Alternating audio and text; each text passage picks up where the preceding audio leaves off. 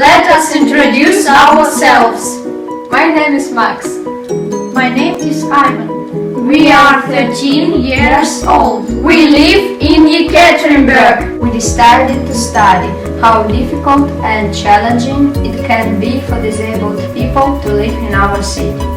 What steps do we take to make them an integral part of our society? We've done a research on the barrier-free environment for challenged people. We visited organizations that help challenged people to make their lives at least a bit easier. We are ready to show you our study. The Constitution of the Russian Federation gives equal rights for every citizen of our country.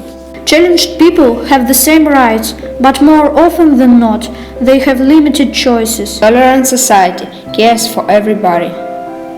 Individuals with different kinds of disabilities are also included in city's social life. They have access to main city's public buildings. They can get education and can walk. Is our city tolerant to disabled? Let's study how Yekaterinburg treats its challenged people.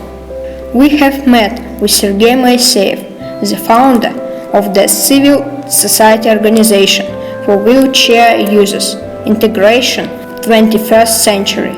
He is a wheelchair user himself. I can say, says Sergei, that such thing as barrier-free environment for wheelchair users does exist in our city. Moreover, the government is now doing a huge work.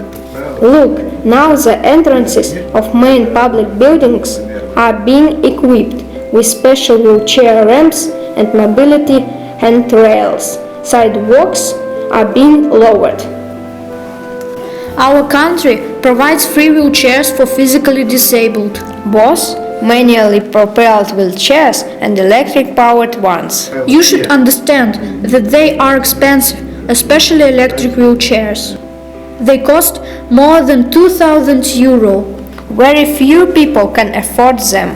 Of course, there is a lot to be done in the future, but our city is definitely on the right track. The most important problem of wheelchair users is to leave their own house. They are trapped at home and can't get access to city streets. The reasons can be different. There is no elevator, or there is no entrance ramp, or the ramp is too steep, too sharp for them. That is why they often need help of their strong friends and relatives. Speaking about education and available jobs for physically challenged people, they often receive online education at home. It's called distance studies. As for jobs, they usually telework with the help of telephone and internet. We have contacted with Anna Skorochkina, Chief Specialist of All Russia Society of the Blind People in our city. This association is dedicated to blind people and their problems. Blind people are the same people as you and me. They don't really like when people pay attention to their disability.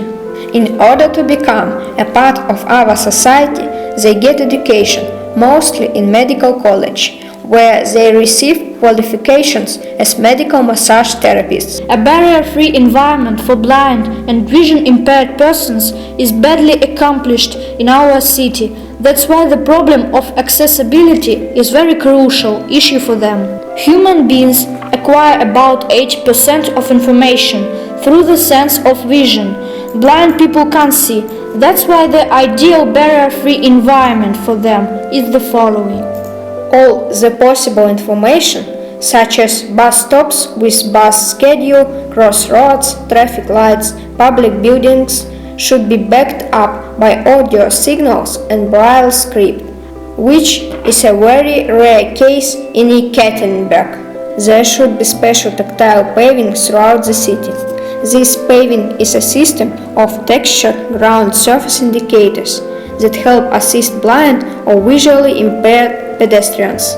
We have talked to Lyudmila Cheremera, the chief of All Russia Society of the Deaf and Hard of Hearing in our city.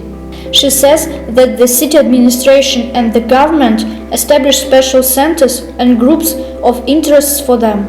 textual doubling of information can be seen almost everywhere in Ekaterinburg. Electronic queue management system in hospitals, banks, post offices and other public buildings also helps to enable the barrier-free environment for the deaf. The deaf need assistance of sign language interpreters to get education, but our country provides only 40 hours of free sign language services per 1 year. We have visited the rehabilitation center. We are located in the rehabilitation center for disabled people in our region. This time creative people visit this center. Rehabilitation period lasts for 2 weeks. We would like to show you a couple of interviews that we've made with the creative patients of this rehabilitation center. Hello. Hi. I would like to ask you a few questions. Pavel is from Pervorazk. He says that there is no barrier-free environment for wheelchair users in his hometown, so he enjoys staying at this center. He feels that this is an ideal place for him and other disabled to socialize and receive professional medical and psychological treatment. He is passionate about composing music. He has been into it for more than 10 years. He often takes part in his town's events. He is invited to perform at different festivals and charity concerts. Ivan is from Bogdanovich. He is 37. He is a leather worker. He loves making handmade leather shoes, leather bags and leather ornaments. He has won the Euro competition for disabled professionals. Alexander is from Karpinsk. He is 41. He is interested in table tennis, badminton and arm wrestling. Recently, he has become the winner of the Euro Arm Wrestling Championship in his weight class. Natalia is from Kushva. She is keen on sports such as badminton, darts and weightlifting. So, she is now studying at Teachers Training College and will soon become a qualified sports coach. She is not only a sporty person, she likes needlework and makes interesting handmade scarves. Svetlana is from Nizhny Tagil. She is 42. She is fond of tray painting and basket weaving. She says that she loves visiting this center not only because she gets special treatment here, but also because she likes to be a part of such creative community. They talk to each other, find friends and share their experience here.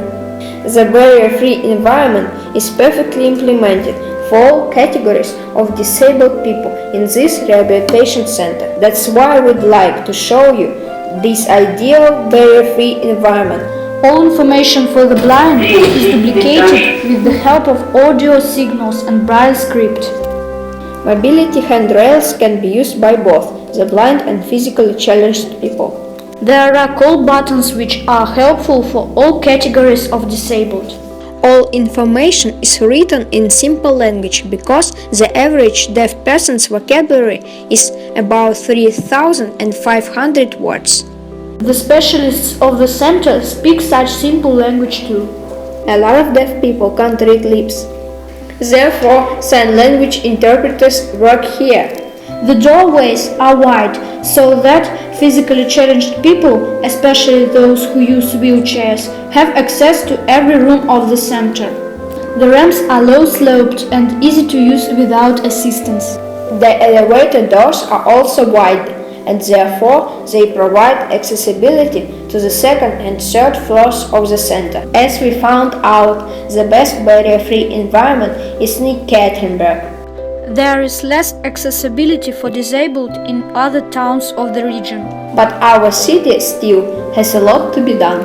We hope that more and more public buildings and supermarkets will be equipped with ramps, handrails, call buttons. More pedestrian crossings will be lowered. More sidewalks will have tactile paving. There will be more low-floor public transport. We look forward to hearing voice signals in all kinds of public transport too. We look forward to seeing our subway stations equipped with elevators. We'd like to have more information stands with voice signals and in braille script in the streets and inside of the public buildings. We hope that our country will offer more free of charge services and devices for challenged people. Challenged people sometimes feel lonely. It's good if they have hobbies, so there should be more groups of interests for them. We tend to agree with Sergei Moiseev, Who said that there is still a lot to be done for disabled people. but the city of Ekaterinburg is on the right track. After our meeting with disabled people, we realized that not only the barrier-free environment makes them an integral part of our society.